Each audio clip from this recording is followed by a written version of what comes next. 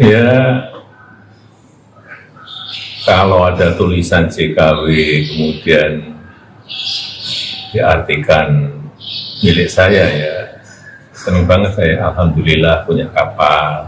Tanggapan Jokowi soal kapal JKW Mahakam dan Dewi Iriana di Raja Ampat, sebut alhamdulillah punya kapal.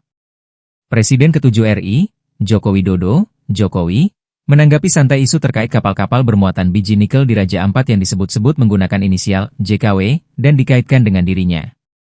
Saat ditemui di Jalan Kutai Utara, Kelurahan Sumber, Kecamatan Banjarsari, Solo, Jawa Tengah, Jumat, 13 Juni 2025, Jokowi mengatakan tidak mempermasalahkan inisial tersebut dan justru menganggapnya hal biasa.